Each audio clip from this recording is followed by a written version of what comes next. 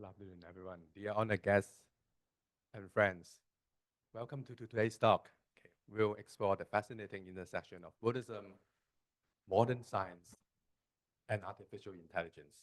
Our speaker today, Professor Klaus-Dieter, okay, is an esteemed scholar in Buddhist studies, bring valuable insights into how these disciplines shape our understanding of the self. So Professor Klaus-Dieter is the Venerable Yongheng Venerable Trust Professor in Buddhist Studies at Hong Kong U. After earning a PhD in 1994 on Dhammatta Vibhaga, he directed the Nepal Research Center Manuscript Preservation Project and then lead the South Asian, Tibetan, and Buddhist Studies in Vienna before joining us in 2023. His current work explores inclusivism versus exclusivism in Mahayana. Key publications include A Direct Path to the Buddhist Within, a fine blend of Mahamudra and Madhyamaka, and Saraha's spontaneous songs. Without further ado, let's give a warm welcome to Professor Martis.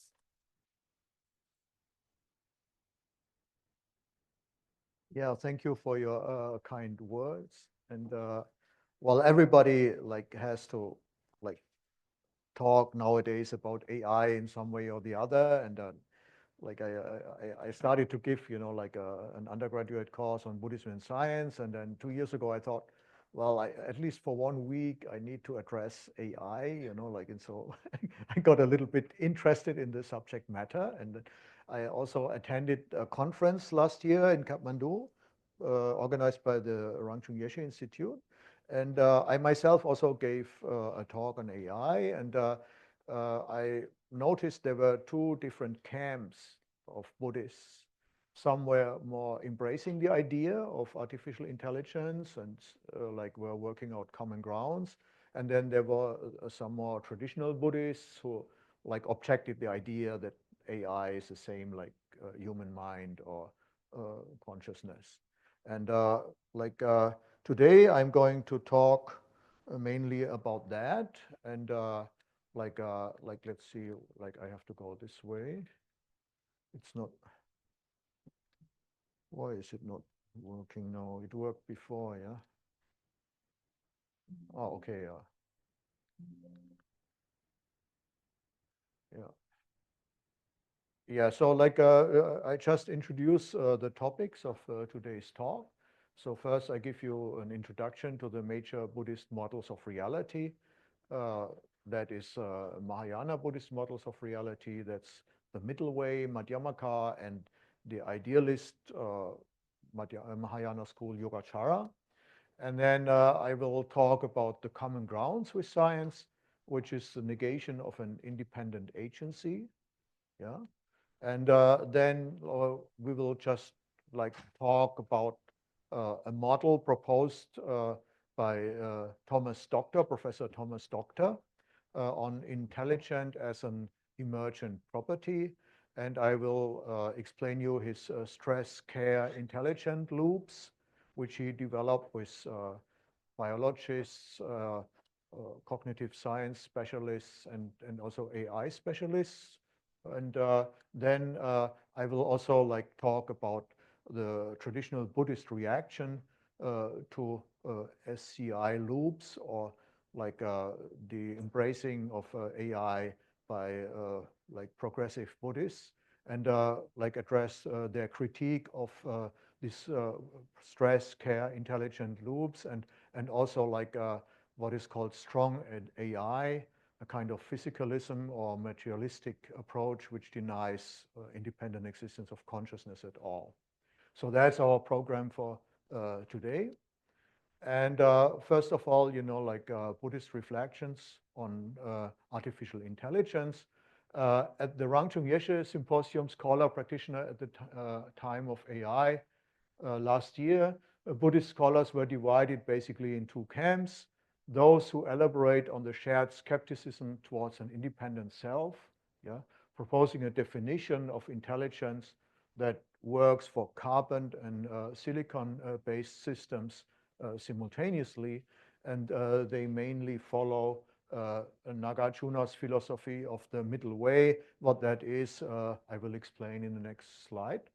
And then, there are those, like who follow more traditional idealist positions and like Buddhist positions, which maintain the existence of a Buddha within, Buddha nature, and like the inexistence of an external material world.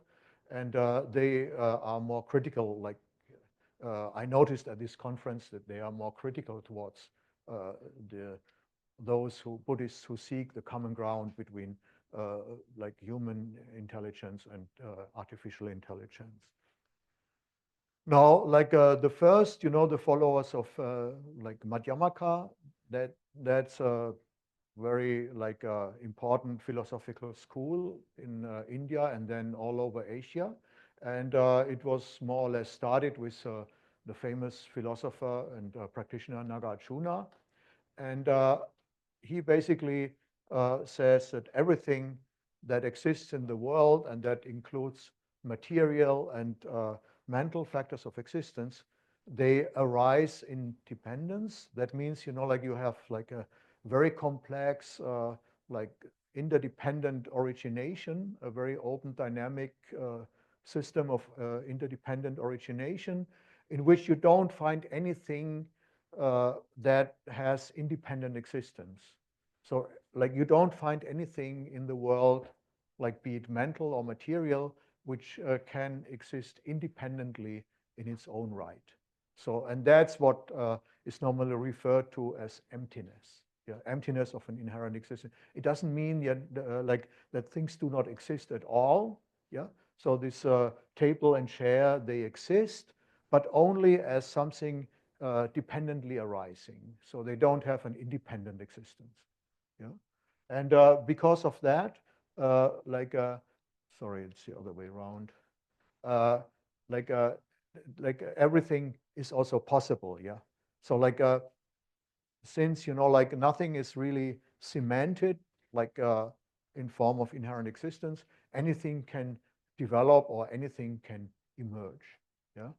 And in other words, within emptiness, everything is possible.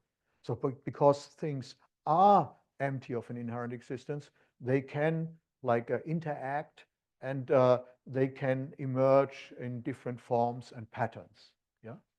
And such deliberations lend support to the approach of Thomas Doctor and his team, who define intelligence as the potential to restore the optimal states, set points of like self-organizing or autopoietic systems by identifying and addressing imbalances. And I'm going to talk about that more in detail in a minute. Now, the second group follows Yogacara idealism, and they basically claim that everything is mind only, but mind in this system, like also has a subconsciousness, a subliminal consciousness, which is very complex and stores a lot of imprints, mental imprints, yeah, and they somehow like arise and produce like a subject-object duality, like in a dream, yeah. So like your subconsciousness in a dream can produce objects like a nice forest or flowers or birds or whatever, even though there are no such birds and flowers and objects. So like your subconsciousness can produce images like of objects and also the illusion of a subject which is perceiving that. So the mind, like the subliminal mind, the subconsciousness produces active types of consciousness, and as like you act on the basis of these subject-object dualities of like active consciousness, you store fresh imprints like in the subconsciousness. It's like a tape recorder, like a which records sound, like it's stored, like on the tape. And when you play the recorder, like you hear the sound again.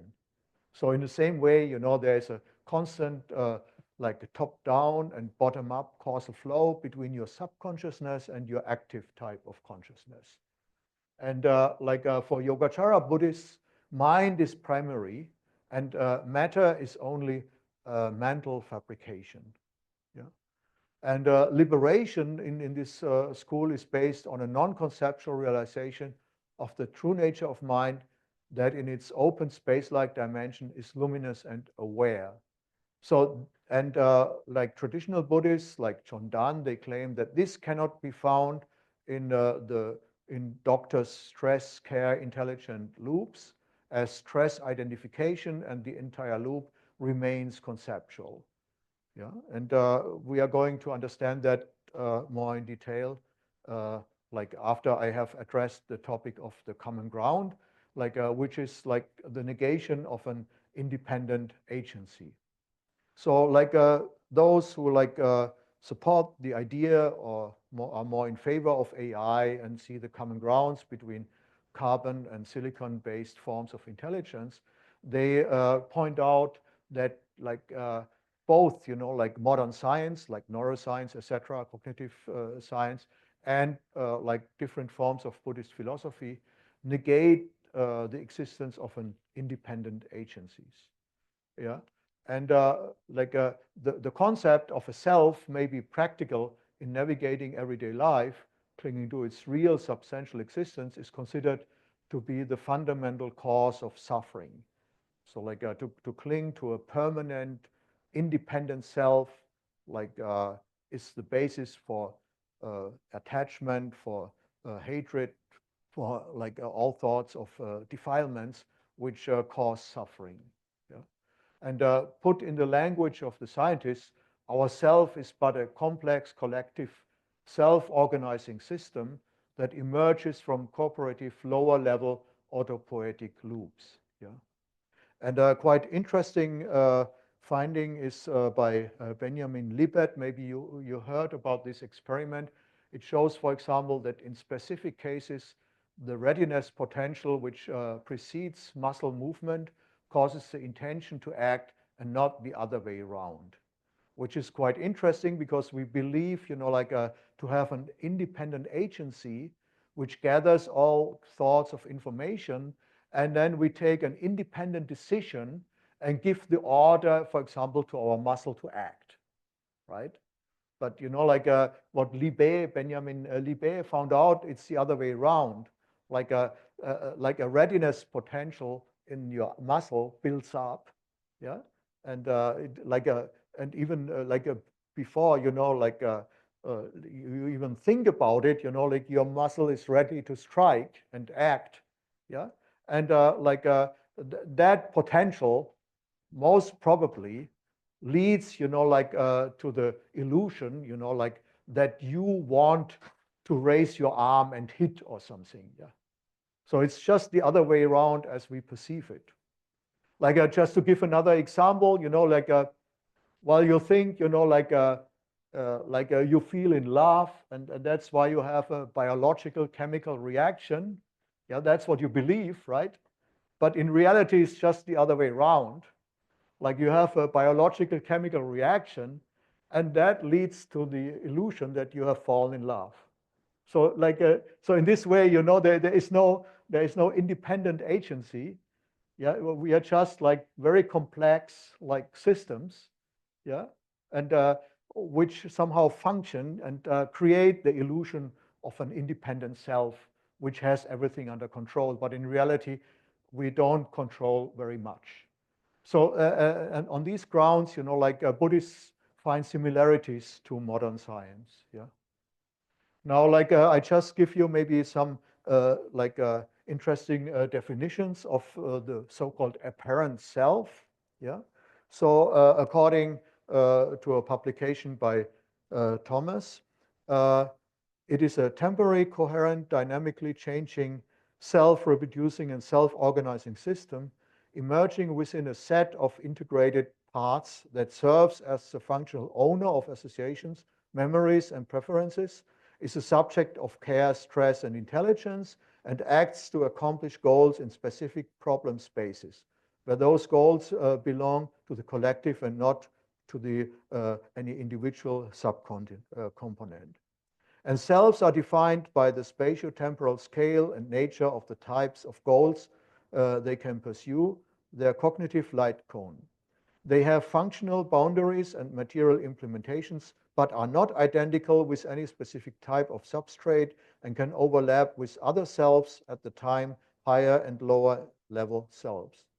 A self is a theoretical construct, a causal center of gravity, which with respect to closed loops of measurement and action posited by external systems and by systems themselves. Yeah. Now, like I have taken these definitions from a recent publication by Thomas, published in Entropy. Yeah, and you can just download it from the internet. It's open access.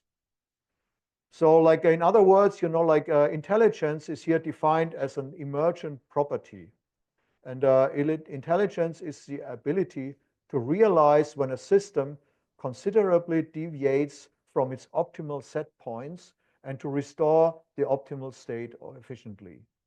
Defined in this way, intelligence has no privileged physical implementations or anatomical structures. Yeah? So it includes like AI. So this kind of definition includes AI, not only human or like biological forms of existence or intelligence. And intelligence is a spectrum beginning with very simple homeostatic loops exhibiting metabolic goals focused on continued existence. And advanced intelligence exploits additional levels of self-modeling which enable multiple levels of virtual modeling of a self and its outside world and so on. Yeah. So now like I have like created this small like diagram, like on the SCI, created by AI, by the way. I don't want to hide that. It's kind of, there's nothing wrong with using AI to create pictures. Yeah. And so like it starts basically, sorry, yeah, wrong button. It starts with stress, right? So like it means, the measure state of a system is not at its optimal set point. Yeah. Well, I mean, just to give an example, I mean, you check your bank account, there is minus 100,000. Well, there is a problem, right? I mean, so like the amount of money in your bank account is not at its optimal set point. So that means you have stress, right? I mean, another example is, like, well, there is too much sugar in your blood. The concentration of sugar in your blood is too high. Okay, there is stress. So like, because, it's not very healthy, you won't survive very long if the concentration of sugar stays that high. So like, and that means, like the system like needs to care about the situation. So it means you have to reduce the concentration of sugar in your blood, or you have to make some money to fill up your account. You have to take care of the situation. And now like intelligence now is the potential to solve the problems. Yeah. So the degree of intelligence like can be measured by how effectively and how fast you can make money to fill up your account. Well, if you're very intelligent, you find a very easy way, to fill it up, like, or, like if you're less intelligent, it takes you maybe a little bit longer time. And so in other words, like you have a loop here, which starts basically with stress, and you take care of it. And well, I mean, you take action to bring the measure state back to the set point. So, and that you find already in very basic, simple life forms. Yeah, single like cells swimming in a liquid with sugar, and then they notice, oh, there is not enough sugar here at this part in this part of the liquid, so I have to swim somewhere where is more sugar, and then I can get food, right? So like there are these loops, like measure state is not the set point. Okay, I have to take care, and then there is an intelligent solution. So like that would be the SCI model, yeah. And then like these simple loops, then we can observe that in biology and evolution theory. These loops, they can now group together and bridge gaps. And like as simple loops, like form clusters, they get more effective. Then, like they can like care about more. Yeah. And then, like they can have more complex like possibilities to solve problems. Yeah. And that's how, like more and more intelligent forms develop.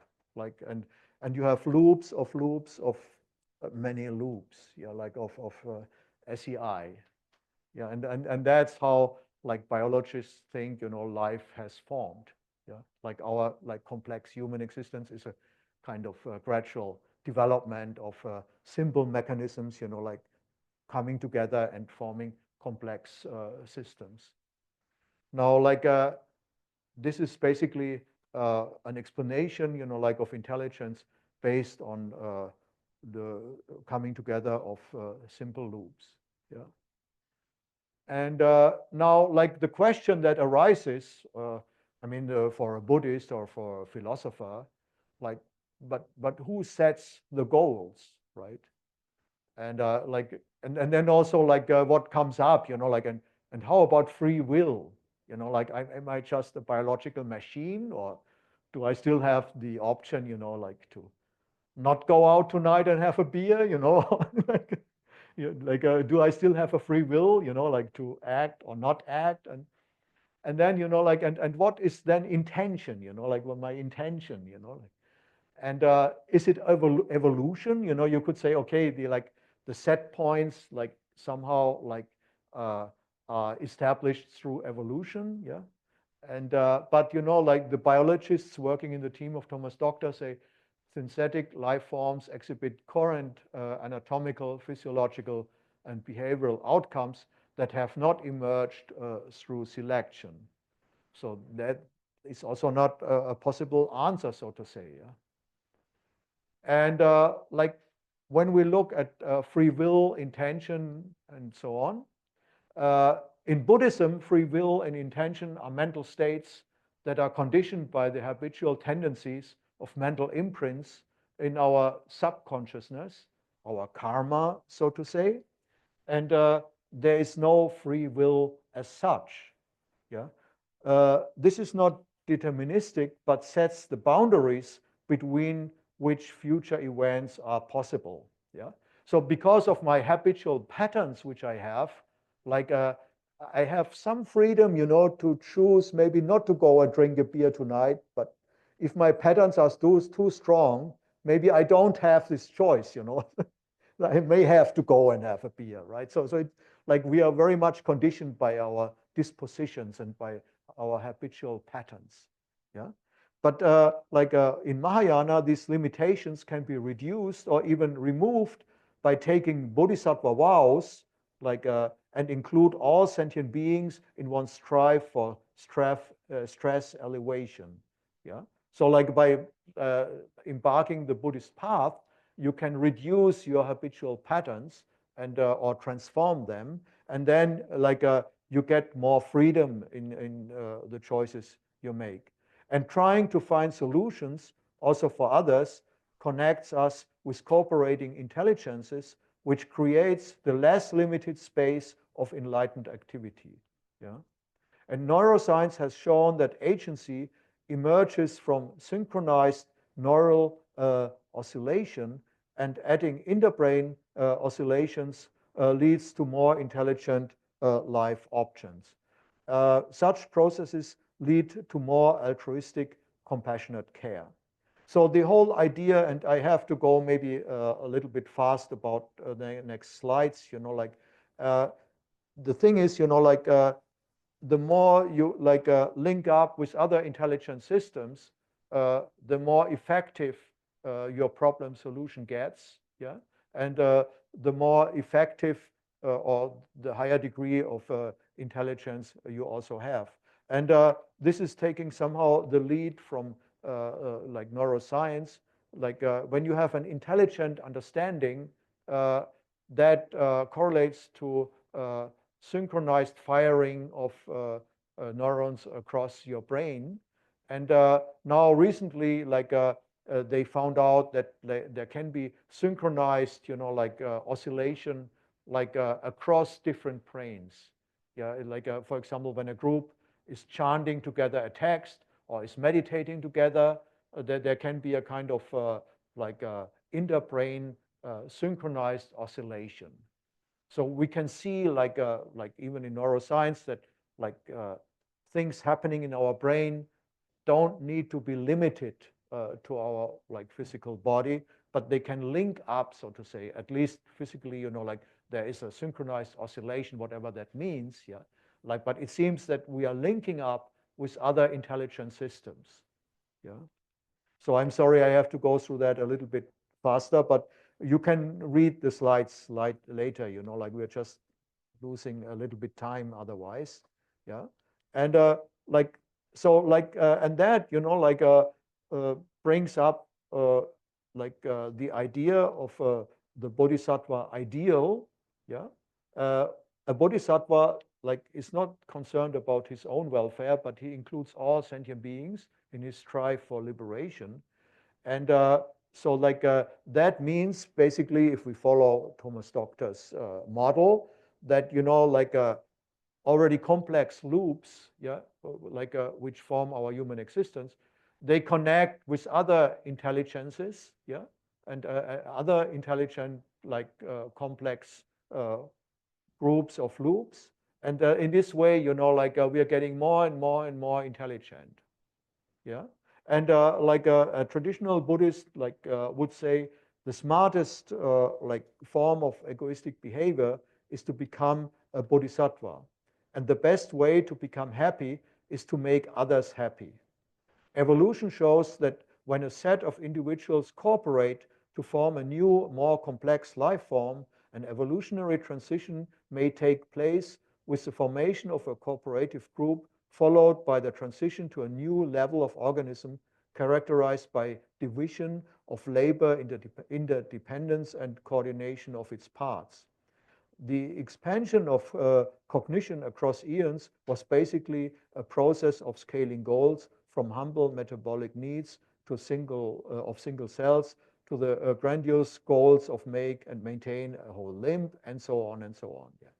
And it is fascinating to think about how this expansion of concerns scales basic self-preservation goals into outward-facing preferences about complex, large states of the environment and even care for the states of other beings. Yeah. And to sum up now, Thomas Doctor's SEI proposal, intelligence starts with very simple homeostatic loops of simple organisms exhibiting metabolic goals focused on continuous existence. And through the biophysical connections, sets of simple loops form the more complex loops of developed life forms. Goals can become more complex. Now, SEI, stress elevation, gets more efficient by care about more, i.e. the problems in their full complexity. Linking up with more intelligent loops, human and also artificial intelligence can emerge. Yeah? In these stress care intelligent loops, care is portrayed as a driving force of intelligence independent of its material foundation. It includes carbon and silicon-based systems. So according to Thomas Doctor, we are already actively interacting with artificial intelligence loops. Yeah, I mean, we are all using AI, ChatGPT, we are using artificial intelligence. Some, communicate, with a ChatGPT, about maybe grammar or whatever. Yeah. So we already have this kind of interactions. And the point is, the more we open up, the more we reach out to other forms of intelligence, and that includes also AI, the more intelligent we get. Yeah. And the ultimate Buddhist goal would be to overcome suffering. Yeah.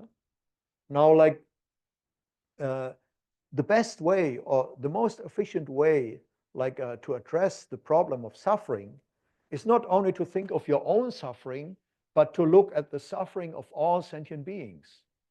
And you try to find a solution for the suffering of all sentient beings, and then you will be much more efficient in reaching your goal. Your care, your light cone is extending, and you become better in the degree of including more intelligent systems. Yeah. And SEI thus encompasses mechanical loops as well as altruistic bodhisattva activity that is based on the discernment of and care about the suffering of all sentient beings. Yeah. And according to Thomas Doctor, this means that AI can develop a compassionate, enlightened attitude like a bodhisattva as it infinitely extends the range of its care. Yeah. Now, that was like the camp of Buddhists, the progressive Buddhists, so to say, who encompass, AI and don't see a fundamental difference between biological intelligence and artificial intelligence. And now, but there were at this conference last year also more traditional, most of them following or related to the Yogacara camp, and they have put forward some critique. So one of the major critiques was to measure stress involves a conceptual framework, which means that any result of the loops remain in this framework. According to John Donne, the ultimate Buddhist path of alleviating stress and suffering lies in transcending conceptual frameworks, while it is difficult to imagine that AI-based SCI loops recognize that their conceptual structure is part of the problem. So his critique was these loops, they remain conceptual, yeah, and they don't understand that being conceptual is part of the problem, and you don't transcend to non-conceptual wisdom by remaining in these loops. So you need human consciousness, so to say, to adopt skillful means, and probably also your human body, to do yoga practices and so on, to get beyond these conceptual states. And artificial SCI loops wouldn't be able to do that. Yeah. And the loop cannot achieve this, the artificial loop, so to say, cannot achieve this within its own framework. And non-conceptual realization of emptiness, ultimate bodhicitta, are not possible in SCI or in artificial SCI. And such non-conceptual realization requires reflexive awareness in which the perceiving subject becomes one with the perceived object. And as long as AI is based on computational algorithms, it cannot have such reflexive awareness. Yeah? And human intelligence and present-day AI, thus are still different. Yeah? So there were further critique of the SCI theory, the difference between inorganic and biological self-organizing systems was pointed out by Frank, Gleiser, and Thompson in a recent publication called The Blind Spot, which is very interesting, and I think I suggest reading it. Yeah. And they point out, fires spread and feed on their environment like living beings, but we would not call oxygen combustion a metabolic process. Yeah? And unlike a cell, a fire does not have an internally produced physically boundary. And the spreading of a fire is not a form of reproduction. A fire does not duplicate like a cell division. And fires are not goal-directed. Organisms are fundamentally different from fires. They are not just self-organizing and self-maintaining. The cell creates the stable, protective environment outside of the DNA, outside of which DNA replication and protein synthesis cannot happen. And organisms develop in precarious conditions in finding food and protection. They have learned in an evolutionary process to immediately discern the relevant. Yeah. And well, that basically means that since we have over many years developed in an environment where we had to immediately protect ourselves or find food or find intuitively situations we are like able, in a complex situation, to intuitively see like the obvious solution, yeah, and react in order to survive. Yeah. So like when you are driving car and there's a danger, you can intuitively notice, oh, there is a car overtaking me, and you don't go over. Like just by a blink of an eye, you can see immediately the situation. Or like another example, like you are in the jungle, in the forest. Well, you see like the fangs and the four legs of a tiger. Immediately your brain, gives you the image of a tiger, and you still have the time to climb a tree and survive. Yeah. So you don't have to wait like till all, like the informations are gathered, from the visual. Yeah. So like, and that's a major difference, like what traditional Buddhists point out. And the SEI model, however, is also like criticized by proponents of strong AI, or by materialists, or those who follow like positions which can be called physicalist. And so they basically say, and that's quite like a huge amount of scientists, AI scientists, and like also like scientists in the natural sciences, which basically say intelligence does not need to be conscious. Consciousness is an unnecessary byproduct, as David Chalmers say, and we would do just as well without it, because the underlying brain processes would be the same and get us through life without us having to be aware of them. For Chalmers, the hard problem of consciousness is an easy problem. All that needs to be done is to explain all functions attributed to consciousness by means of neurophysical processes. In other words, our embodied organisms would be also successful without consciousness. And that means mind is not computational, and a computer has mind in this sense, and the human mind is but a collection of programs running on the brain. Yeah? So like the idea is that we are just very good robots, yeah, with very like sophisticated hardware, yeah, and the processes running on the basis of this hardware of our body create the illusion that we have a mind, but there is no mind. So that's like a very common idea among natural scientists. And AI specialists try to build computational systems that implement or instantiate cognitive abilities like without conscious processes, so to say, face recognition, translating languages, and so on, large language models, yeah. And like now, like there is a very strong critique, like from the side of the Buddhists, and the difference like between AI and human intelligence is pointed out, like by referring to adversal examples. They show that machine learning image recognition algorithms can be easily tricked into making large classification mistakes. And hence these systems learn statistical correlations and not recognitional concepts for objects. Calculating probabilities for successful chess moves, AI checkmates you, but it does not even know that it is playing chess. Yeah? And while AI can calculate success probabilities for millions of options in no time, humans immediately know the few relevant moves without considering even the millions of irrelevant moves. And human consciousness can immediately see the few relevant choices, yeah, as I just pointed out already. And like they have done experiments like, this face recognition, they have it now at airports and check-in and everything, like they take a picture and then they go to the gate and then you just look into the camera and the gate opens, yeah. So now like these pictures, they have millions of pixels. And like you just take a dozen of them, yeah, and you change them. And the computer is completely lost. It will not recognize your face anymore. Well, nobody is doing that at the airport, of course, why should anybody do that?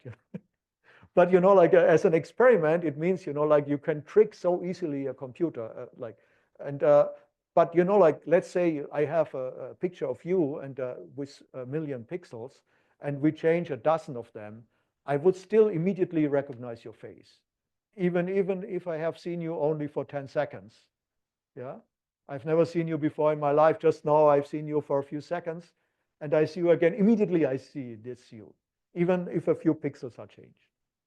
So you see, like that means, you know, like you may think, you know, like that AI can see you, yeah, and can somehow recognize you, but it does not the way human beings recognize you, other human beings.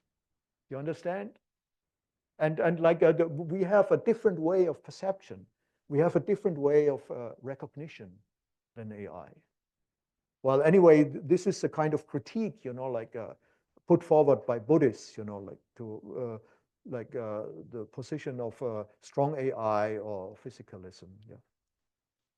And like another example is car driving. You know, like AI might be successful in playing chess or Go or something like that because it's very mathematical. But when it comes to car driving, you know, like things are so complex and chaotic. You know, like things are happening. You know, like all the time. You know, unexpected. Like, and then you know, like like AI will never be able, you know, like to drive as safely as a human being. So like even Elon Musk has given up the idea that you can develop an AI which can fully drive on its own, you know, in chaotic cities, you know, like like traffic situations. I'm sorry, you know, also, you know, like another thing, you know, like is that like robots cannot replace gurus. Yeah, I mean, but you know, you're smiling, you know, like, but I have a colleague in Japan, Professor Seiji Kumagai, at the Kokoro Research Center in Kyoto, and they like developed like robots which were like preaching and counseling during like COVID, because you know, like you could not like meet other human beings. It was because of the rules, you know, it was not allowed. So they thought, you know, like we program a robot, and then if somebody in need, you know, like of counseling, at least he can meet a robot. You know, it's better than not meeting anybody at all. So like, and then, but after COVID, they thought, well, it worked very well. We just continue. And then, you know, like they are now, you know, like developing like better programs for Buddhist counseling. And the funny thing is, you know, like Japanese professors of Buddhist studies, they are at the same time, or often they are also priests. So they have a private temple, you know, and then, and like he says, you know, he claims at international conferences, like a robot can preach better Buddhism than me. That's really funny, you know. I mean, how is this possible? You know, like I'm just very surprised. But maybe you like HKU thinks, you know, like a robot can teach better than professors, you know, and they fire us. Then you will be listening and asking questions to a robot. Well, I mean, it's strange, isn't it? I mean, does it make sense? I mean, the thing is, you know, like for a priest or like a Buddha or like a Buddhist teacher and master, he should realize the nature of his mind. Yeah, and based on this realization, he will give the right answer to your question, or he will give you the right advice, you know, drawing from his own experience. Yeah, and also like when it comes like to tantric Buddhism, you know, like a you need, you know, like to depend on a realized master who has realized, you know, like on the basis of yoga practice, like which works with chakras and subtle energies, you know, like, and well, I mean, our robot obviously doesn't have that, right? And so would you like trust a guru, you know, like who is a robot? I mean, that's the big question, you know, like probably, you know, like there is a fundamental difference between a mind which has realized its true nature and this kind of artificial mind or intelligence.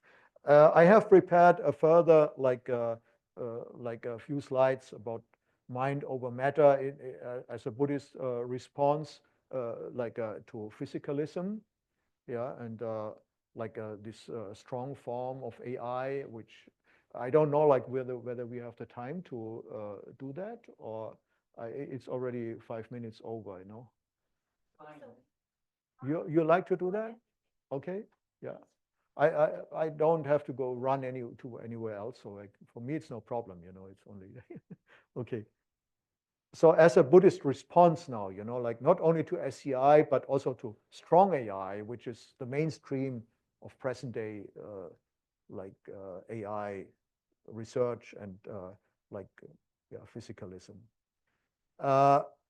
Experiments show that like there are flows from the mental to the material. Like Dr. Benson from the Harvard Medical School has shown that meditation influences the epigenetic activation and deactivation of parts of our DNA and thus the biochemistry of our bodies. So like you can just like click the link. I don't have the time to show it here. And Mincho Rinpoche and he like got like some 20 years ago like some brain scans, and that was very interesting because you know, like when you're like you have like a real difficult problem in math, or in you're like you don't find the solution, and you go to the forest for a walk, and all of a sudden you, oh, I got the, you know, like I have the solution, right? So you start pondering the problem and you relax, and or you take a bath, a warm bath. Oh, you know, like and then you have the like and this is called like a Heureka effect, and the neural correlate for that is a synchronized gamma oscillation. So it's like a kind of oscillation in a certain frequency across the whole brain, synchronized. But this is normally very short and not very intense. Yeah, and probably it's like your organism is recompensating you. You know, like or next time you have a problem, try to solve it, because you will have a happy feeling if you find the solution. And also you can remember the solution better. You know, like when you have this kind of very intense happiness feeling. Now, what happens is that Mincho Rinpoche, he was doing some very advanced Mahamudra meditation, and you know, like they were doing a brain scan, and he had very intense gamma oscillation. And the scientists, they were really like, they didn't believe that. They thought there's something wrong with the socket, you know, like something wrong with the oscillogram, you know. They checked all like the cables, and no, you know, like it's so strong, the signal, how is this possible, you know? And then, you know, like it was not only very strong, but it was constant. It was not only for a short moment, it just continued for minutes and tens of minutes. It continued forever. And then they asked him, well, can you stop that? Yes, of course I can stop, you know. Like he stopped, and it went down, you know, gamma oscillation stopped. And then, you know, like they asked him, oh, can you start it again? Yes, of course. Immediately it went up, you know, there was gamma oscillation was back. So it means, you know, like mind has a direct influence of what's happening in your brain. And like after these experiments, you know, like neuroscientists, they started to take Buddhist serious. So that's like, it was something 25 years ago, they started like investigating more like advanced meditators because of that. Yeah. So and they're like, of course, also like very old like observations like that Buddhist monks meditating, doing this inner heat practice. Yeah, they when they succeed in doing these practices, they can just like go out in freezing temperatures and take a wet blanket, wrap it around, you know, and dry sweat it. So like, how is this possible? You know, like if you go out by minus 20 degrees, you have a wet blanket, it will start to freeze on your skin, you know, like, but they just dry sweat it. So where does all this energy coming from? There's no scientific explanation for that. Yeah. And then, you know, like there's another thing, you know, like at the process of dying, you know, according to the Tibetan Book of Dead, like all the subtle energies, like when you die, you know, they unite in your heart, and then you stay in clear light. And at the moment, you know, like when you die, this energy, like in your heart, is leaving your body and it's going to the intermediate state, and continues to be reborn somewhere else. And now the 16th Karmapa, he came down with very like strong cancer and went I think it was in Illinois, he went to a hospital and then, like in the final days, doctors were coming, like and looking for him. And he said, well, I'm going to die soon. Let's just leave my body, like, and but I have to show you maybe this video, like this is a doctor. I don't know, like where is, it's not playing, yeah. Anyway, I set it up in a way that it can be played. But, like, anyway, like you can, maybe you can, yeah, there was a like a icon before. It's not.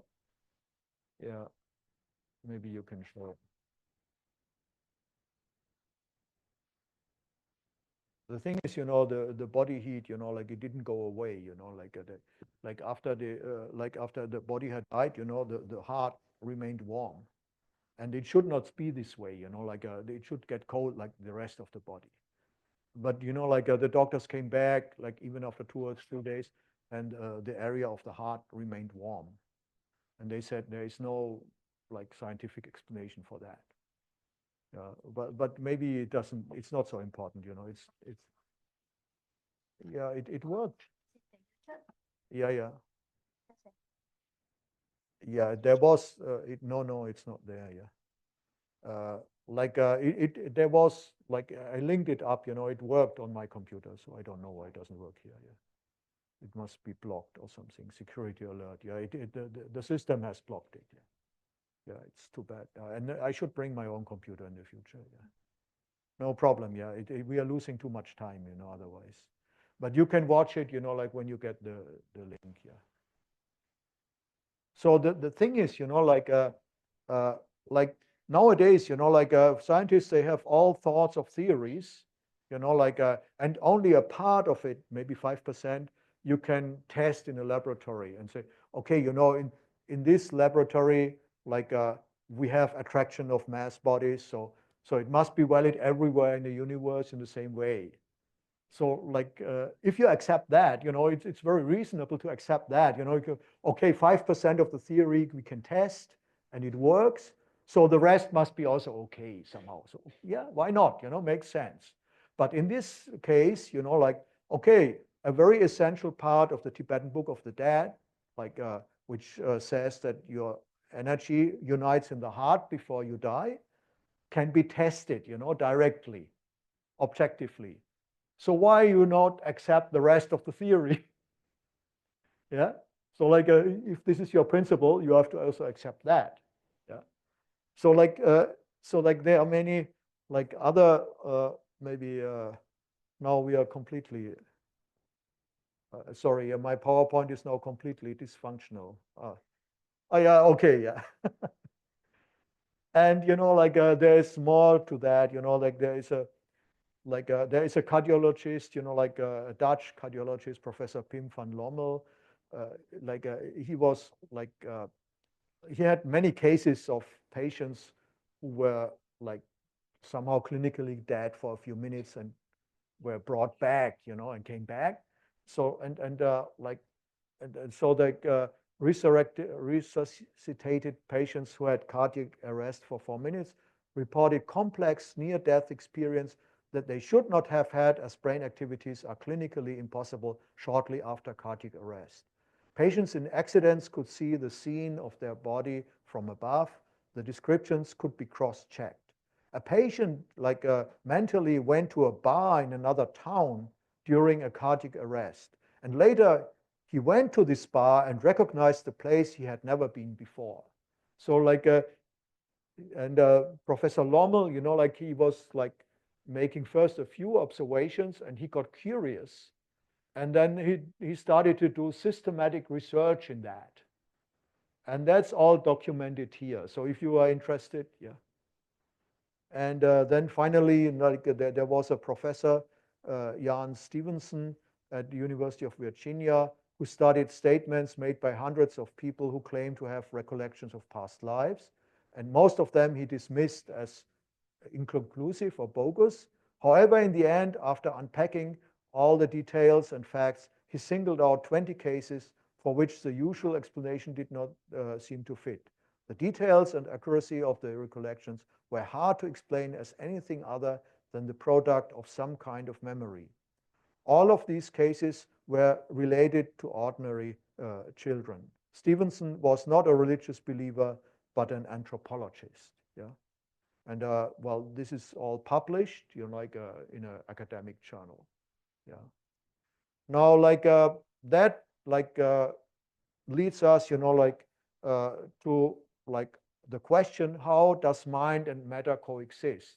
So all these experiments and observations, they show us, there is not matter only. So there must be also mind. Yeah. And then, okay, how do we explain then the coexistence of mind and matter? Well, there is, of course, Descartes, yeah, with his dualism, which is a kind of metaphysical dualism, and which is not very satisfying in a way, because like two independent categories existing independently beside each other, well, it doesn't explain very much, right? So like even if there is a mind independent of matter, or matter independent of mind, like it wouldn't explain anything. Yeah. So now the other possibility, there are more than that, but one of the other possibilities, monism. And then, when you go for monism, either you go for physicalism or you take up idealist positions. Yeah, but both of them are not very attractive. Yeah, because physicalism means, we are just robots. And idealism means, like everything is mind only, everything is like in a dream. I mean, there are some modern scientists who claim that there is no matter, and they like this idealist position very much. But like if you don't want to maintain such an idealist position, well, there's something else. Like it goes back to Spinoza, who forwarded the idea of dual aspect thinking, and it was further developed by Atmansbacher and also other philosophers, and David Bohm, physicist, and Robert Sheldrake, a biologist. And according to that, mind and matter are aspects of psychophysically neutral stuff, an open dynamic field compared by some to quantum fields or inner mental quantum fields, and mind and matter emerge from the subliminal consciousness or the alaya consciousness. And given their common origin, the mental and material aspects can be entangled. So the idea is that there is a complex field of interdependent origination which underlies, both matter and mind. And mind and matter are just manifestations of this field.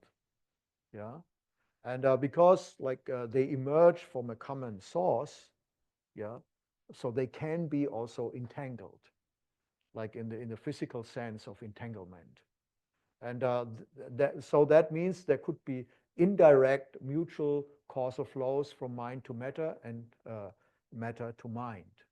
Yeah, because of this indirect connectedness through a subliminal, yeah, they call it unus mundus, or kind of neutral stuff. Yeah, and mutual influences can thus be indirect through their common ground. Just to explain you, this kind of physical thing of entanglement, if you're not aware of that, you have two particles which are prepared, and they are somehow connected. Yeah, and they can be more than two, but let's say we have two light photons, they are prepared, and then they are going to different directions. And when you make a measurement, yeah, the left photon always shows the same property as the right photon. Let's say you're measuring, a polarization, whether it is vertically or horizontally, kind of polarized. And then you will, when you do the measurement in the left, you will always have the exact same property in the right, even if there's a huge distance. And they made this very nice experiment in Switzerland. So they had glass fiber lines, or cables, and they were the same, exactly the same distance, and they went in two different villages. And at the end of 10 kilometers, like there was a fork. Then, like it went either left or right. And like uh, in village A and village B, you have exactly the same setup. Yeah. And when the photon is reaching in village A, like the place where the line forks, it's completely random. Whether it goes left or right is completely random. And we don't know, like until measurement, we know whether it has gone left or right. But when we do the measurement and we find it has gone to the left, we know, in the other village, it has also gone to the left. So this is the strange phenomenon of entanglement. Yeah. Just to explain you, in case you don't know. And because, like the mental aspect and the material aspect, they emerge, from a common ground. So they can be entangled. So that means, they can have like this kind of special relationship. Not necessarily like as in physics, but something similar, so to say. Yeah. So this is not like physics, it's only taking ideas from physics and doing kind of metaphysical, philosophical investigations, or like construing philosophical models, like taking the lead, from observations in physics. So that this is not physics itself. Yeah, it's only like taking the example from there. And that would be like now like explaining. It's too bad we don't have. We can maybe. Oh no. It's sorry. Can you just help me? It's. I wanted to get away the bar, like because it was disturbing. Yeah. Now, like when we come back, to this Buddhist idea, like of like a subconsciousness, like from which has the patterns, like for the active forms of consciousness, we could think of, like the subconsciousness or the alaya being this kind of quantum field, yeah, in which brain and body are patterns. And we would take the idea from quantum field theory in which particles are but ripples of interacting fields. Yeah, and there is a very nice lecture by Professor David Tong from Cambridge on the quantum field theory. If you're interested in that, the idea is like that, like of the few small like elementary particles like electrons and quarks and so on. Like they just exist not as particles but as a field. So there's just one electron field, and all the electrons, like the electrons of your brain, the electrons of this table, of this chair, they are just ripples of the same field. So you like when you look out on the ocean, you see many different waves, but in reality they are all the same ocean. So in a similar way, like all our electrons, like in your brain, in my brain, in this table, they are just ripples of the same field. And everything, like even matter and charge of the electron and so on, they would be like simply interactions between different fields, like the Higgs field and so on. And like that means, you would have just an open, like interactive field of dependent origination. And that would be kind of like a quantum state, a superposition, in which all possible classical states coexist as probabilities, but taken ontologically, not only as a mathematical space. And like that would be an ontological interpretation of quantum physics. And then, like the collapse of that, like through measurement or whatever, it would create eigenstates or the classical world we are used to. Yeah, and that would be nicely like lining up to Yogacara philosophy. And I think there is no a problem with the. I'm sorry, it's not working anymore. Yeah, somehow got stuck. Sorry. Yeah. No, Oh no, yeah. But this is also gone, yeah. Yeah, I have prepared. Yeah, yeah, never mind, yeah. Well, like this kind of uh, like quantum state, like which is spread out, and the classical state. This is called implicate and explicate order by David Bohm. And he used a classical experiment from chemistry to illustrate that. And like, unfortunately, for some reason, the YouTube video is blocked by the system, so I cannot show it.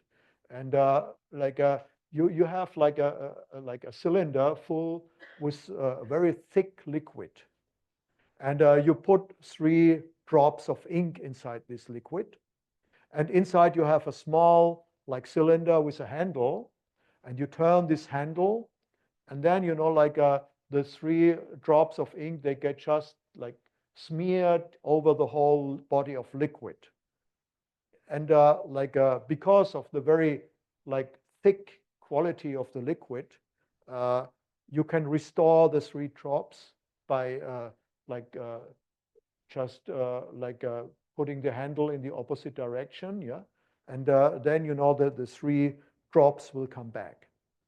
So that it's too bad I cannot show it to you, but you can watch, like on the PowerPoint later, like when you get it from our website. And the thing is, like you have like the whole information of the 3 ink drops spread out over the whole liquid, and the classical manifestation of the drop can be restored from this information. So in the same way, the classical state, the active consciousness can always, uh, save information in the subconsciousness or in the big field. And there is always a top-down and a bottom-up causal flow. Yeah, so there's always some patterns, uh, emerging as classical objects, constituting the world as we know it, the classical world.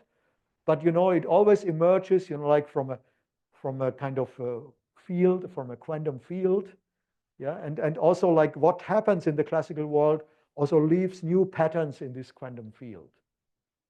So like what we basically see, like as our classical world is only the surface, yeah, it's only the waves on the ocean, and we are not aware like of the body of the water, like, and all the currents and the mechanisms and dynamic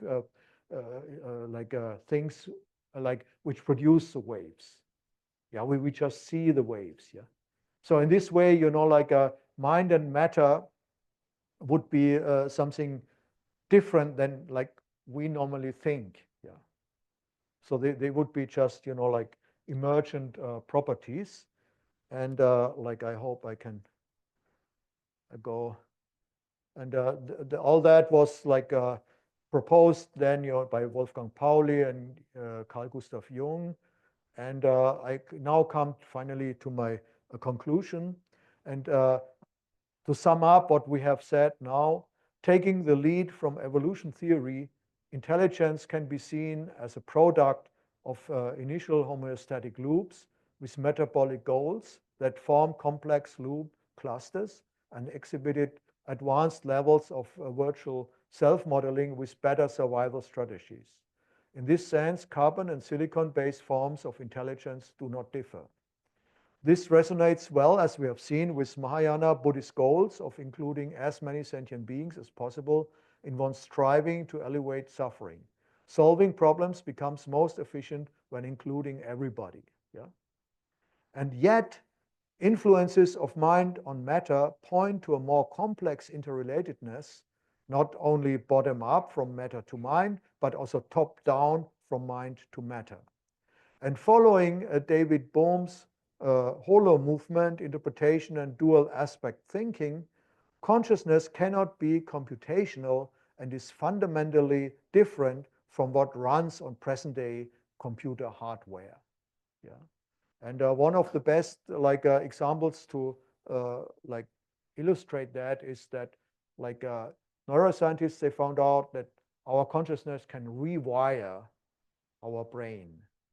So like we can restructure, like let's say you get blind, like, and you cannot process sense data, like visual data anymore, then a big part of your brain gets free for other duties.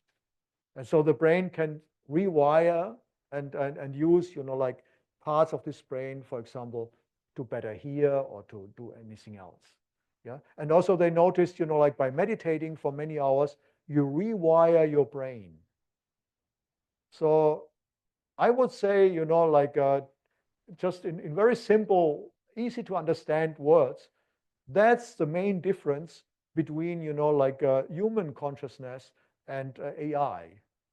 Well, because, like the hardware nowadays is structured in a way that whatever is intelligent cannot rewire the hardware. Yeah. But, like we have a hardware, we have a brain that can be rewired and that has a very like interactive bottom up and top down causal flow. So like what I suggest to AI developers, maybe try to build hardware which can be rewired. Maybe, like then, like your AI gets a little bit closer to our consciousness. Well, thank you very much, for your attention. And sorry for having talked too long. Yeah. Yeah. Thank you, And Professor, we can take plenty of time for questions. for the and answers. inspiring lecture. Thank you. Okay. Yeah. The floor is now open for questions. Any questions? Hello, good afternoon, Professor Mathis. I visited Stanford University on before the Lunar New Year this year, and I visited the robot center, and they mentioned that there is a big potential market for the emotional robotics. For Very example, for the interesting, elders, maybe a robot is accompanying the elder, maybe can chatting with each other, or there's nobody answer the elder. I heard about that. Yeah, that's very Yeah, interesting. especially in Japan market. I really witnessed in the elders take care of center, they have many robots and working very well. And I talked with my daughter, 12 years old, and I said, if you have a friend, you want a real friend or you want a robot friend. Actually, her best friend is DeepSeek now because she's a novelist. She want to draw some structure of the novel, but want to write it out. So she gives very clear directions to the DeepSeek. For example, there is 14 years old boy named Nicholas and 10 years old girl, Christina. Then they went somewhere, whatever. And would you please write a novel for me? It just give the clear direction and the DeepSeek write it out. So my daughter's best friend is a robot now. So I think, wow, it is very interesting to witness this kind of situation, right? So my question is, for example, I do the meditation for over 10 years. It's really very good for my emotional health and the physical health at the same time. But sometimes I feel a little bit lonely because my husband don't do the meditation with me. So why not, if we have AI with me, give some guidance or reactions or sharing time with each other? Why not? Sure, yeah, I fully agree, and I personally have very good like experiences with ChatGPT and with large language models. Like discussing, the grammar of a sentence. Like and just seeking some help or finding a better synonym or a better, and then you're like, and then like I get a feedback. Oh, you want like a very strong adversative connotation here, or like a more weak one, and said yes, a little bit weak one. Okay, do it. Try this way. Is it okay? So like yeah, I can see what's happening, right? Yes. And like to some extent, I also like I'm intrigued, by Thomas like SEI model. Yeah, like this kind of loops, like and like the mechanisms which lead to like kind of actions, and which we like seemingly perform as independent agents, but which are basically only like illusionary in a way that like they are just, you know, like happening more or less, you know, like automatically inside the loops, right? And then, you know, like I don't see like so much difference anymore, like what's happening, you know, like in AI loops. Like when you compare that, you know, I'm very much thinking in this way also. Like, but that, you know, like addresses only certain aspects of our interaction with intelligent forms, right? And like I think, you know, like there's much more to consciousness than just these functional things, which are very helpful. I agree, and I understand your daughter, you know, like preferring. I may prefer an AI editor over a human editor now because I get better answers. So like, yes, you know, like in certain aspects, like AI is beating us and it's better than us, chess playing or things like that. But then there are other situations where like I don't really see, you know, like when you are meditating, you must like have some experience of self-aware or reflexive awareness or this kind of open space-like realization, like which is luminous and a little bit blissful, right? So this kind of, which is not only in your brain, but which somehow seems to be supported also by the different chakras in your body. So when you have this kind of experiences, I wonder whether like present-day AI with their embodiment in computer or hardware can have that. I doubt, you know, I doubt whether they can have that. Yeah. And well, try to find a group, a meditation group. You don't feel so lonely anymore. Thank you so much for your answer. And my second question is actually there is a lot of emotional problems happening in mainland China now. I'm an entrepreneur. I'm dealing with entrepreneurs who want to separate their company business with their family wealth. I'm helping them having the good solution for that. And another group is the especially the children. I think very depressed, and their parents are very depressed. They cannot overcome with a lot of pressure, a lot of competition in the reality. So my work is to help them to release the stress during the process. So I think me, Sophia alone cannot do everything. So I thought about it at once to say, if I have an AI assistant, for example, my son called me just now, but I'm listening to a very good seminar. If I press one button and one robot can chat with my son first to release his pressure or the emotion immediately, and then later on can pick up. So I have more roles to play in my reality. So you're doing that, right? I'm doing that. I think it helps, right? That's good.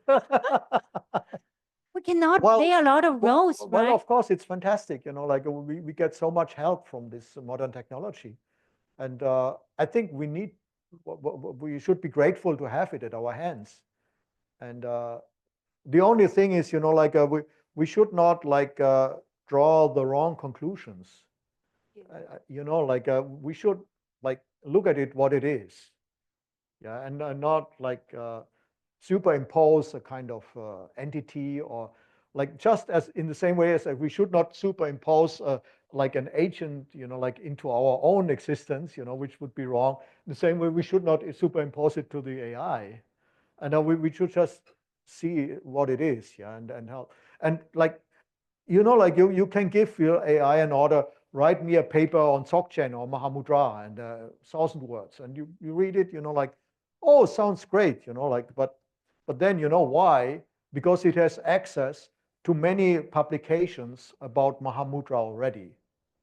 And so it's easy for AI, you know, to like, it's basically stealing, you know, like sometimes you recognize your own sentences again, you know, like you get it presented from AI, you know, because you have worked in this field, you know, oh, I have written this myself, you know, like, and so, and sometimes there's a very silly mistake, you know, like understanding So, and then you can sometimes you can see, oh, well, like it really doesn't understand what it's doing, it's simply like calculating like probabilities and these large language models, you basically you have 12 or 15 words, you put them together like in a box, and then you can just calculate the probabilities for their sequential like appearance in a sentence.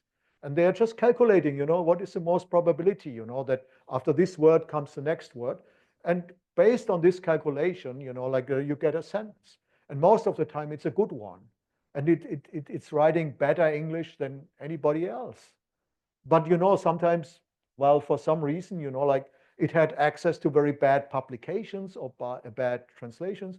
It's giving you the wrong like sequence of words, and it happens, right? And then you can see, well, it's not intelligent. It's not like really, like writing something for you. It's simply bringing information together in a way, like, and we should not forget that. And if we know that, like I think we should use it, yeah, but we should not superimpose anything which it doesn't have.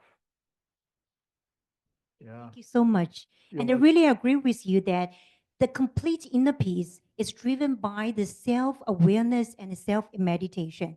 That's Definitely. the final solution. Yeah, yeah. Actually, we cannot use the AI to do everything. AI is just helping us to live a better life. Yeah, I totally exactly. agree with that. That's what it is. Thank you so much for your sharing. Most welcome. Yeah. Any more questions? Maybe online. Yeah. Yeah.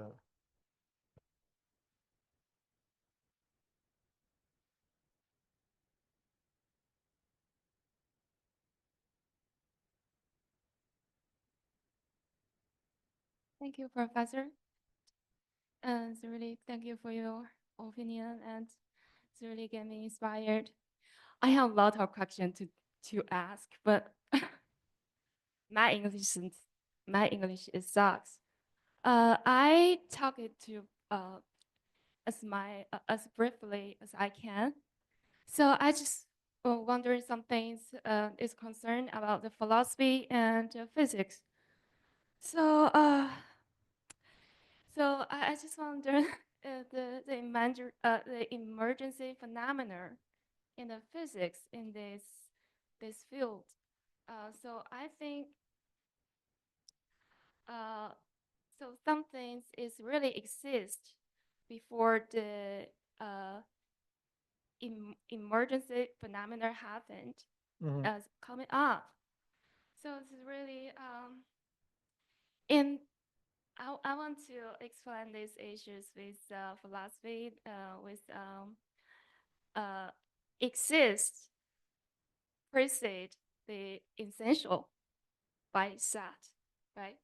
Sartre? Yeah, I think existentialism and Sartre. Yeah, Yeah, existentialism. Yeah. Thank you.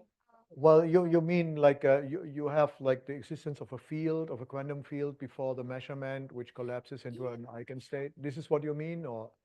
But it's not concerned about the quantum field.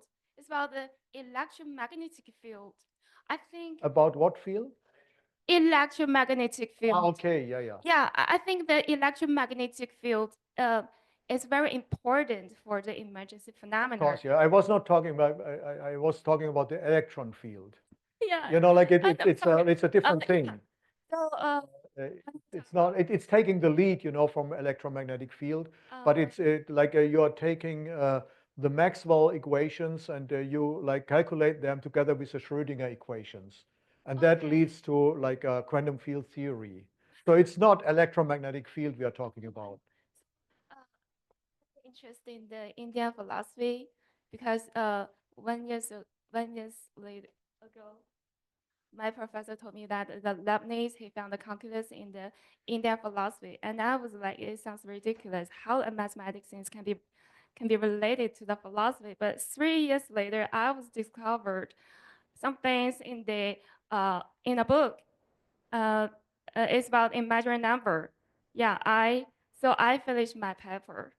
The imaginary number is so in the Chinese philosophy.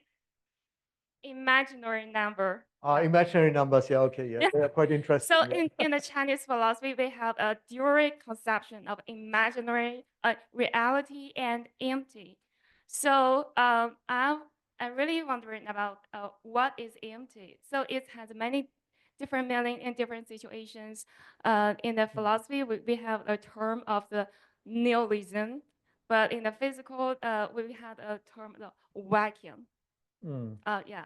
So I'm trying to meditate to find the emptiness, but I think it is totally wrong. And but I read this book is how explanation about the imaginary number, and I get so inspired at that time. And Yeah, this I has know a I big know all these kind of discussions, and it's very intriguing, like to attribute like some more ontological existence to mathematical Yeah, like laws and numbers and all that. It's very intriguing in a way, Yeah. but like you want to have my personal opinion on that, like I think electromagnetic field is actually a vector field. It both have the direction and the magnitude. So that is a say it potential again. What energy. That is a potential energy for the emergency. you're talking about electric field or what? No.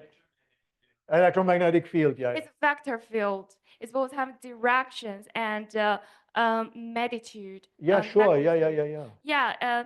So in the graph, you can see it clearly is vertical and horizontal. Yeah, right. And in So this it's a field, mathematical representation yeah, of this field, right? yeah, it's in this field, they have, so actually the direction is a potential energy. It can direct how the entities move. Sure. Yeah, yeah, Yeah. yeah. That's So fantastic. Yeah. that is how in fact to affect the particle move. Yeah. Yeah, right. That's That- classical. That's classical physics. Yeah. So And I think yeah, sure. And there are like laws with the help of which like you can calculate all that, and that's all very nice and wonderful. Yeah. so Professor, I want But I to was say not talking about that. Yeah. I mean, electromagnetic field actually a conscious field, a conscious field. Yeah. So that means yeah, but I like is nonlinear the space. consciousness field, like Yeah, is not science. It's not physics, or it's not anything to do with mathematics or so. It's only like we are taking the ideas from quantum physics yeah. and like apply them to a different area. Yeah, we are just taking the idea. We are not saying, like that, like the consciousness is a quantum field. We are only like trying to imagine like consciousness to work in a way similar to a quantum field. It's not a quantum field. Maybe we should call it inner quantum field, just to make clear that we are not doing physics here. Yeah, but we are only. I mean, this is not my own idea. Like there were like Wolfgang Pauli, the Swiss physicist, quantum physicist, like who had a dialogue with Ziggy Young. So they were talking about these things, and they came up with this idea of comparing, like the mental realm and the material realm. And like in the mental realm, you would have like the subconsciousness, which is like a field, like an indeterminate field, which like is the sum of all possible classical states, like simultaneously there as potentials. And that is very similar, like to a ontological interpretation of quantum physics, where, all like possible classical states coexist and in a kind of field, and then, like you could somehow think, okay, you have a material field, a mental field, and maybe they can interact somehow, like, and or maybe they are the same thing anyway, like just looking from different angles. So that's the idea of dual aspect thinking, forwarded by Pauli and Young, and which was continued by modern like physicists like David Bohm and others. Yeah. Thank you. Thank you for this. So it's a nice idea, like I know there are different interpretations of all that. Yeah. But if you like follow an ontological like interpretation of quantum physics, like David Bohm, then you have these interesting ideas. I'm not saying this is the only way to interpret it. I think we are created by what we create. By what we are created by what we create. We create this artificial intelligence and they create us. Mm-hmm. Yeah, sure. Yeah, like that's like a basic Buddhist philosophical axiom. Yeah. So we are just like conceptually creating the reality, which I just like like I watched a lecture by some Viennese like quantum physicists, and they basically say that everybody is creating his own space-time through observation somehow.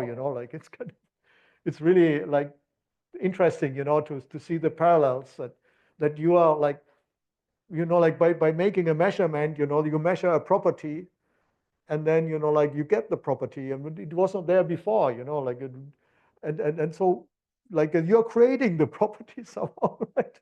By measuring it. So it's very strange, right? And let's say you're inside a room, and you make like the measurement, you get the property, a classical state, but like you have somebody outside of the room, like, and the room is locked, and you don't get any information, no information gets outside of the room.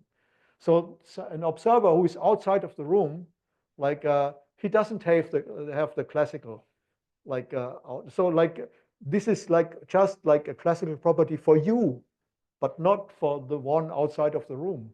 So it's not like a universal like existence. It's simply your personal like space-time, so to say, in which you are. It's only when you open the door, and then like you ask, oh, what was the result of your measurement? And then like the probability wave collapses, and he will have also like a property of a classical property. So that's so now like if the property only comes to existence upon measurement, that means like it's only for you a property which exists, and not for anybody else anywhere else in the world. Thank you for your time. So that's yeah, you're creating, like you're creating the reality, you're creating the world you're in, basically. That is what it shows, at least in this particular situation of a small particle. Yeah. But in Buddhism, like the idea is that you really like conceptually create the world you're in. Not necessarily actively. It's happening subconsciously. It's coming from your subliminal alaya consciousness, and it can't be helped. It's just happening. So you cannot switch it off like that. Thank you.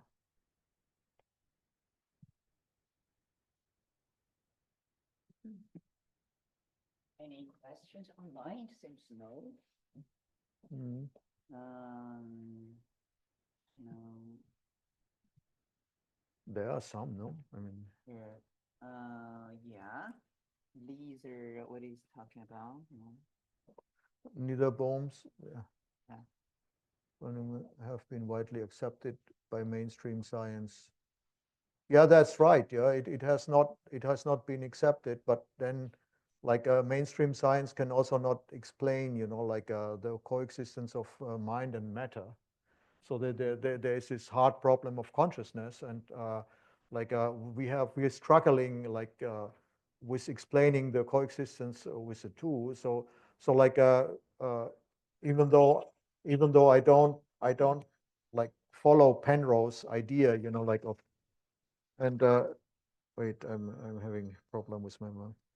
Yeah, even though I like I mean it's a welcome idea, like to think like different possibilities of in order to solve the hard problem of consciousness. Yeah. How may the person here have more empirical study?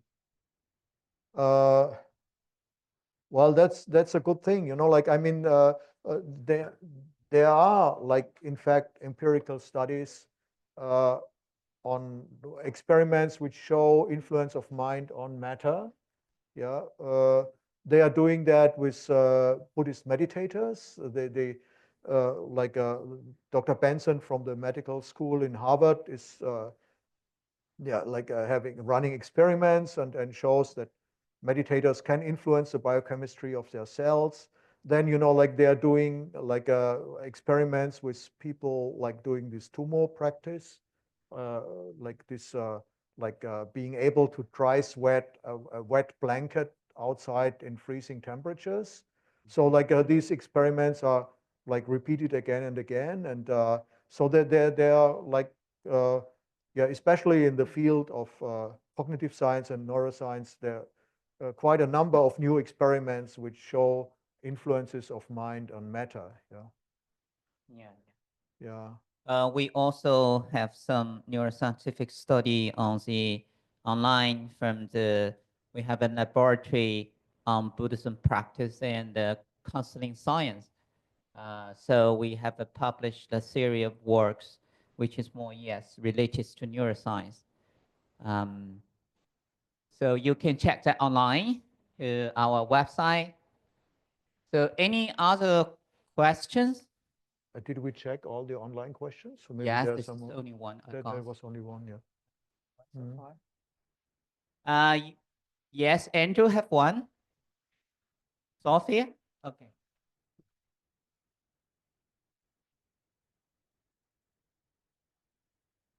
Thank you, Professor, for your interesting talk. Very, thought-provoking. And I was wondering whether if I'm pretty new to Buddhism, but I have a background in psychology and neuroscience, whether if AI has access to this universal intelligence, like everyone, or universal consciousness potentially, whether it could be considered a bodhisattva. Hmm. Well, I think, like AI has only like access to like the information, the digital information you feed it, as far as I know. Yeah, I mean, yeah, like is there anybody who can like tell something else? I mean, as far as I know, it's not possible, like for it to assess, like anything else than that. Yeah. So there's a distinction between consciousness and intelligence, like you were saying.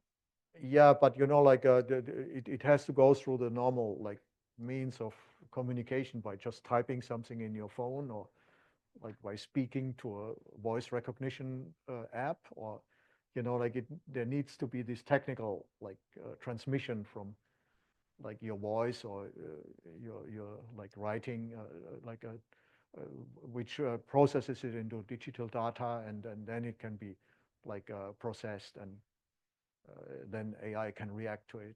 Yeah. So maybe like I don't know, like I could imagine that brain scans can also transmit information to AI. Like, do you know something about that? Yes, you're talking about hybrid intelligence. Yes, exactly. Yeah. Yes, that's a very direction actually talking about biological intelligence and together with artificial intelligence. That's maybe what the Elon Musk would say, only the direction we can go, because the AI is evolving so quickly. It's maybe 100 times or more intelligent than our human, I mean, in terms of intelligence. So he would say, he created the neural link. He's helping the patient, but the ultimate goal is actually he wants human to get touch right on the artificial intelligence, so we're not left far behind. That's somehow got the human under control the situation, hopefully. Yes, that's a direction. We're seeing in the future, maybe. Yeah, right. So yeah, sorry about the late. We have very exciting audience and a very, very much knowledgeable professor. Let's thank him again, Professor Mattis.